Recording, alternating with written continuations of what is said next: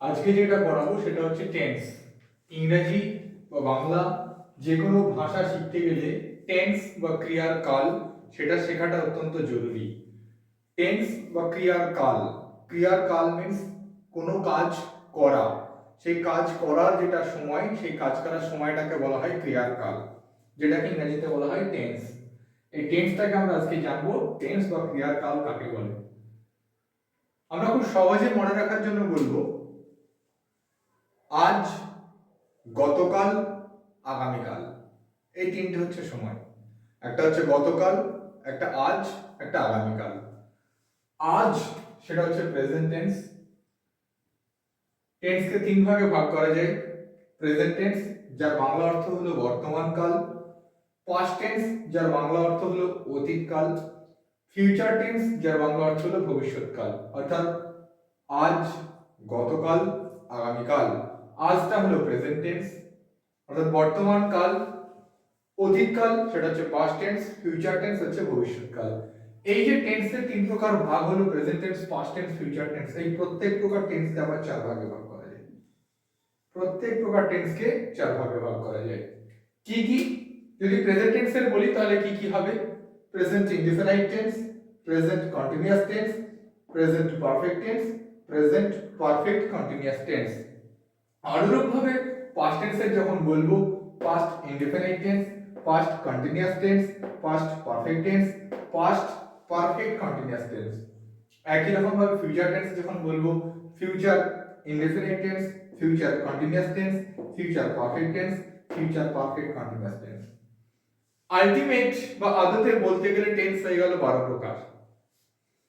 এখন এই 12 প্রকার টেন্স তোমাদের মনে হতেই পারে যে 12 প্রকার টেন্সকে তো মনে রাখা অত সহজ নয়, বাট আমি তোমাদের বলবো টেন্স মনে রাখা হচ্ছে সবথেকে সহজ। টেন্স মনে রাখা সবথেকে সহজ এবং একবার যদি তোমরা টেন্সটাকে ঠিকঠাক শিখে নিতে পারো, ইংরেজি ভাষা বা বাংলা ব্যাকরণ যখন তোমরা বাংলা ভাষা পড়বে কোনো সমস্যা তোমাদের হবে না। তাহলে এক কথায় যদি আমি বলি, এখন তোমাদের জাস্ট একটা কথা বললাম, ক্রিয়ার কালকে টেন্স বলা হয়। অর্থাৎ কোনো কাজ কখন ঘটছে, কোনো কাজ ঘটার যে সময়কাল সেটাকে বলা হয় টেন্স। অর্থাৎ time of occurring an occurrence, occurring an incident, time of occurring an incident অর্থাৎ কোনো একটা ঘটনা ঘটার যে সময় বা টাইম সেটা হচ্ছে টেন্স। টেন্সকে তিন ভাগে ভাগ করলাম, present tense, past tense, future tense. প্রত্যেক প্রকার টেন্সকে ভাগ করলাম, মানে প্রত্যেক প্রকার টেন্সকে আবার চার ভাগে ভাগ করা যায়। Present indefinite, present continuous, present perfect, present perfect continuous. একই রকম ভাবে past indefinite, past continuous, past perfect, past perfect continuous এবং future indefinite, future continuous, future perfect এবং ফিউচার পারফেক্ট কন্টিনিউয়াস। এই তাহলে আমরা টেন্সের ভাগ পেলাম। এবার আমি তোমাদেরকে টেন্সের প্রত্যেকটা ভাগ সম্পর্কে এবং প্রত্যেক প্রকার টেন্সকে সহজে মনে রাখার পদ্ধতিটা শেখাবো। তাহলে দেখো প্রেজেন্ট ইনডিফিনিট টেন্সটা এবার আমরা জানবো। প্রেজেন্ট ইনডিফিনিট টেন্স কোথায় কোথায় ব্যবহৃত হয়। প্রথমত মনে রাখবো বর্তমান কালের কোনো সাধারণ ঘটনাকে বোঝাতে প্রেজেন্ট ইনডিফিনিট টেন্স হয়। কি বললাম? বর্তমান কালের কোনো সাধারণ ঘটনাকে বোঝাতে প্রেজেন্ট ইনডিফিনিট টেন্স হয়। বিশেষভাবে মনে রাখবো কি ইটারনাল ট্রুথ। ইটারনাল ট্রুথ যার অর্থ চিরদিনের জন্য যে কথাটা সত্য, চিরদিনের সত্য, কোনোদিন মিথ্যা হবে না যে কথা, সেটা হচ্ছে ইটারনাল ট্রুথ। যেমন the sun rises in the east, সূর্য পূর্ব দিকে উদিত হয়। সূর্য কি কখনো পশ্চিম দিকে উদিত হয় বা উত্তর দিকে উদিত হয় বা দক্ষিণ দিকে উদিত হয়? সূর্য সবসময় কি পূর্ব দিকেই উদিত হয়। The sun rises in the east, সেটা প্রেজেন্ট ইনডেফিনিট টেন্স হবে। বুঝা গেল? আরেকটা বললাম, দু নম্বর কি আসতে পারে? দ্য ইটারনাল ট্রুথ হলো, অর্থাৎ চিরন্তন সত্য ঘটনা হলো the sun rises in the east. Habitual incident, habitual incident মানে কি অভ্যাসগত কাজ, যে কাজটা আমাদের প্রত্যেক দিনের, সরি এখানে ভুল লিখেছি আমি, দৈনন্দিন ঘটনা নয়, অভ্যাসগত কাজ, যেটা অভ্যাসগত কাজ বোঝাবে। হ্যাবিচুয়াল ইনসিডেন্ট মানে অভ্যাসগত কাজ, প্রত্যেক দিনের যে ঘটনা, অভ্যাসগত যে কাজ, সেটা হচ্ছে তোমাদের প্রেজেন্ট ইনডিফিনিট টেন্স হবে। অভ্যাসগত কাজ বললাম, my father works daily in the morning. My father works daily in the morning, আমার বাবা প্রত্যেকদিন সকালবেলায় হাঁটেন। তাহলে প্রথমত বলেছি ইটারনাল ট্রুথ বা চিরদিনের জন্য সত্য কোনো ঘটনাকে প্রকাশ করতে। দু নম্বর বলেছি হ্যাবিচুয়াল ইনসিডেন্ট অর্থাৎ অভ্যাসগত কোনো কাজকে বোঝাতে। তিন নম্বর বলেছি হিস্ট্রিক্যাল ইম্পর্টেন্স আছে এমন কোনো ঘটনাকে প্রকাশ করতে। হিস্ট্রিক্যাল ইম্পর্টেন্স মানে কি? ঐতিহাসিক গুরুত্ব। ঐতিহাসিক গুরুত্ব আছে এমন কোনো ঘটনাকে প্রকাশ করতে, যেমন India becomes independent on 15th August 1947। 1947 খ্রিস্টাব্দের 15ই আগস্ট ইন্ডিয়া ভারতবর্ষ স্বাধীন হয়। India becomes independent on 15th August, sorry এখানে অন দা 15th August হবে, যেহেতু এটা বিশেষ দিন। India becomes independent on the 15th August 1947। India কি হয়? ইন্ডিপেন্ডেন্ট হয় বা স্বাধীন হয় কবে? অন দা 15th August 1947, 1947 খ্রিস্টাব্দের 15ই আগস্ট। লাইভ কমেন্ট্রি করতে, ধারা বিবরণী দিতে, অর্থাৎ লাইভ কমেন্ট্রি করতে, কোনো খেলা চলছে সেই খেলার ধারা বিবরণী করতে, লাইভ কমেন্ট্রি করতে।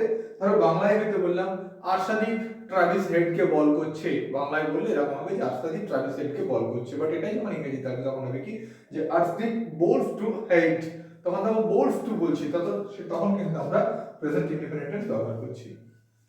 আর একটা বিশেষ ক্ষেত্রে, সেটা মনে রাখবেন, এখানে একটা হ্যাশ মার্ক দিয়ে রেখেছি, আমার এইখানে বোর্ডে জায়গা হয়নি তাই আমি লিখিনি।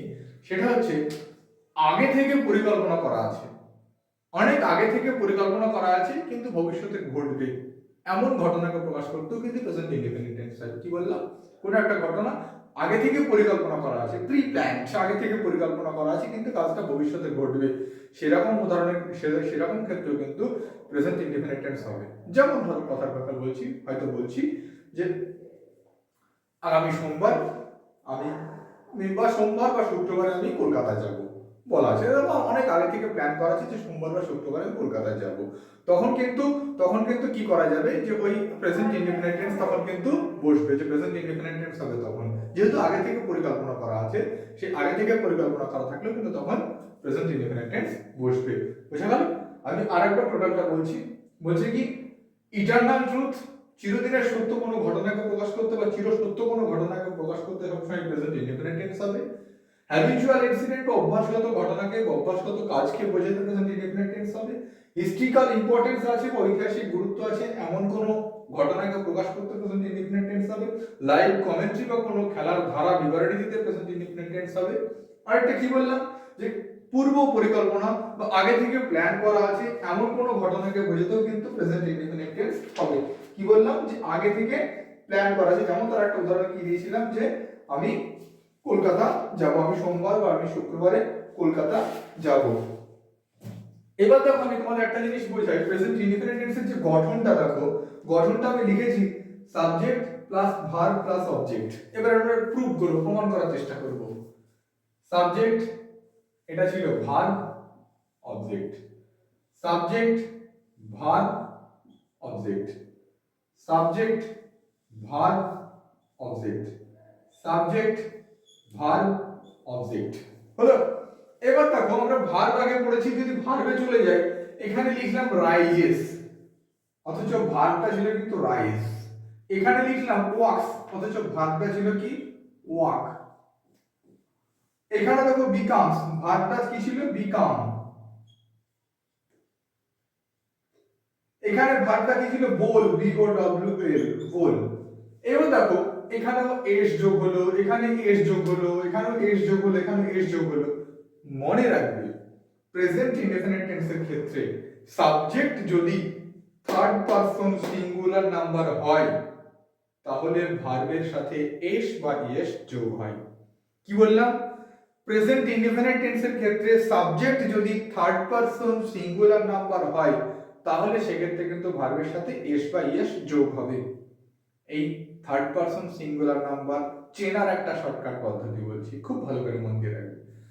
আমি আমরা বা আমি আমরা বাদ দিলাম, আমি আর তুমি বাদ দিয়ে যা কিছু একা একা আছে সবাই থার্ড পারসন সিঙ্গুলার নাম্বার। কি বললাম? আমি আর তুমি বাদ দিয়ে, বা আমি তুমি বা আপনি বা সে বাদ দিয়ে, মানে আমি আর তুমি বাদ দিয়ে আর কি, আমি আর তুমি বাদ দিয়ে, শুধু অন্য কিছু দরকার নেই। আমি আর তুমি বা আমি আর আপনি বা আমি তুমি বলো, অন্য কিছু না, আমি তুমি বাদ দিয়ে যা কিছু একা একা আছে সবাই third person singular number. That means I এবং উই, আই এবং ইউ, সরি, আই আর ইউ, এই দুটো বাদ দিয়ে যা কিছু একা একা আছে সবাই থার্ড পারসন সিঙ্গুলার নাম্বার। তাই দেখো দ্য সান আই বা ইউ নয়, তাই এস বসেছে। মাই ফাদার আই বা ইউ নয়, এস বসেছে। ইন্ডিয়া আই বা ইউ নয়, এস বসেছে। আসদীপ আই বা ইউ নয়, তাই এ বসেছে। এখন যদি বলি সে ফুল পছন্দ করে, সে ফুল পছন্দ করে, সে ইংরেজি কি? হি অথবা সি কিছু একটা হবে, আমি হি দিলাম। পছন্দ করে ইংরেজি কি? লাইক। কিন্তু যেহেতু he third person singular number, তাই তো, তাহলে এখানে কি হবে? এস যোগ হি লাইকস, আবার হয়ে গেল সে ফুল পছন্দ করে, সে ফুল পছন্দ করে। তাহলে আশা করি আমি প্রেজেন্ট ইনডিফিনিট টেন্সটা বোঝাতে পেরেছি। আমি আরো একবার বলে দিচ্ছি, শুনে নাও। প্রেজেন্ট ইনডিফিনিট টেন্স চিরন্তন কোনো সত্য ঘটনাকে বা চিরদিনের কোনো সত্য ঘটনাকে প্রকাশ করতে ব্যবহৃত হয়, অভ্যাসগত কোনো কাজকে প্রকাশ করতে ব্যবহৃত হয়, ঐতিহাসিক গুরুত্ব আছে এমন কোনো ঘটনাকে প্রকাশ করতে ব্যবহৃত হয়, কোনো ঘটনার ধারা বিবরণী দিতে প্রকাশ, মানে কোনো ঘটনার ধারা বিবরণী দিতে ব্যবহৃত হয়। আর কি বললাম? পূর্বে পরিকল্পনা করা আছে, আগে থেকে প্ল্যান করা আছে এমন কোনো ঘটনাকে প্রকাশ করতে প্রেজেন্ট ইনডিফিনিট টেন্স ব্যবহৃত হয়। আর তার গঠন কি বলেছি? Subject plus verb plus object. আর বিশেষভাবে মনে রাখবে, সাবজেক্ট যদি থার্ড পারসন সিঙ্গুলার নাম্বার হয় তাহলে প্রেজেন্ট ইনডিফিনিট টেন্সের ক্ষেত্রে ভার্বের সাথে এস বা ইএস যোগ হয়। প্রেজেন্ট কন্টিনিউয়াস টেন্স এবার আমরা পড়ব। প্রেজেন্ট ইনডিফিনিট টেন্স আমরা জানলাম। প্রেজেন্ট কন্টিনিউয়াস টেন্স কি বলছে? বর্তমান কালের কোনো কাজ কে কিছুক্ষণ আগে শুরু হয়ে কাজটা এখনো চলছে, অর্থাৎ কোনো কাজ শুরু হয়ে, বর্তমান কালের কোনো কাজ শুরু হয়ে এখনো চলছে বোঝাতে, অর্থাৎ কিছুক্ষণ আগে শুরু হয়েছে কাজটা এখনো চলছে, এরকম বোঝাতে প্রেজেন্ট কন্টিনিউয়াস টেন্স। মনে রাখবে বেশি আগে নয়, কিন্তু কাজটা বর্তমান কালেরই কোনো কাজ কিছুক্ষণ আগে শুরু হয়ে কাজটা এখনো চলছে বোঝালে প্রেজেন্ট কন্টিনিউয়াস টেন্স হয়। যেমন উদাহরণ কি দিয়েছি, উই আর রিডিং ইংলিশ, আমরা ইংরেজি পড়ছি। আমরা ইংরেজি পড়াটা 3-4 দিন আগে শুরু করিনি, কিন্তু কিছুক্ষণ আগে শুরু করেছি, এখনো পড়ছি। দে আর প্লেইং ক্রিকেট, তারা ক্রিকেট খেলছে। তারাও ক্রিকেট খেলাটা কিন্তু বেশি আগে শুরু করেনি, তারা ক্রিকেট খেলাটা কিছুক্ষণ আগে শুরু করছে, তারাও কিন্তু এখনো ক্রিকেট খেলছে। সেক্ষেত্রে হয় কি? Present continuous tense. মনে রাখবে, আবার রিপিট করছি, কোনো কাজ কিছুক্ষণ আগে শুরু হয়েছে এবং কাজটা এখনো চলছে বোঝাতে ভার্বের প্রেজেন্ট কন্টিনিউয়াস টেন্স ব্যবহৃত হয়। এর গঠন কি দিয়েছি? সাবজেক্ট প্লাস এম অথবা ইজ। সাবজেক্ট, তারপরে হয় এম বসবে বা ইজ বসবে বা আর বসবে। আমরা জানি আই থাকলে এম বসতো, যদি কোনো প্লুরাল নাম্বার হতো তাহলে আর বসতো, বা যদি সেকেন্ড পারসন হতো বা ইউ থাকতো, ইউ এবং যে কোনো রকম প্লুরাল নাম্বার হলে আর বসবে, আর থার্ড পারসন সিঙ্গুলার নাম্বার হলে ইজ বসবে। তাহলে এম ইজ আরটা কোথায় বসে? আই এর পরে এম বসবে। যদি ইউ বা কোনো প্লুরাল নাম্বার হয় তাহলে আর বসবে, আর যদি থার্ড পারসন সিঙ্গুলার নাম্বার হয় তাহলে ইজ বসবে। তাহলে আমি আবার বলছি, প্রেজেন্ট কন্টিনিউয়াস টেন্স কি? কোনো কাজ, বর্তমান কালের কোনো কাজ বেশ কিছুক্ষণ আগে শুরু হয়েছে, কাজটা এখনো চলছে, এরকম বোঝাতে ভার্বের প্রেজেন্ট কন্টিনিউয়াস টেন্স ব্যবহৃত হয়। যেমন কি দিয়েছি উদাহরণ, উই আর রিডিং ইংলিশ, আমরা ইংরেজি পড়ছি। ইংরেজি পড়াটা বেশ কিছুক্ষণ আগে শুরু করেছি, এখনো পড়ছি, তাই হলো কি we are reading English. They are playing cricket, তারা ক্রিকেট খেলছে। বোঝা গেল প্রেজেন্ট কন্টিনিউয়াস টেন্স। এবার আমি তোমাদের যেটা করাবো সেটা হচ্ছে present perfect tense. Present perfect টেন্সের বাংলাটা কি? পুরা ঘটিত বর্তমান কাল। প্রেজেন্ট মানে বর্তমান, পারফেক্ট মানে পুরা ঘটিত। এটা খুব সহজ, চোখ বন্ধ করে মনে রাখো। কোনো কাজ আগে ঘটে গেছে কিন্তু তার ফলাফল যদি এখনো বর্তমান থাকে তাহলে প্রেজেন্ট পারফেক্ট টেন্স হয়। সিম্পল কথা, কোনো কাজ আগে ঘটে গেছে কিন্তু সেই কাজের যেটা ফলাফল সেটা যদি এখনো বর্তমান থাকে তাহলে প্রেজেন্ট পারফেক্ট টেন্স হয়। যেমন আমরা সবাই নিজের নিজের গত বছরের পরীক্ষায় পাশ করেছি, তাই পরের ক্লাসে উঠেছি। পঞ্চম শ্রেণীতে পাশ করে ষষ্ঠ শ্রেণীতে উঠেছি, মানে ষষ্ঠ শ্রেণীতে পড়ছি।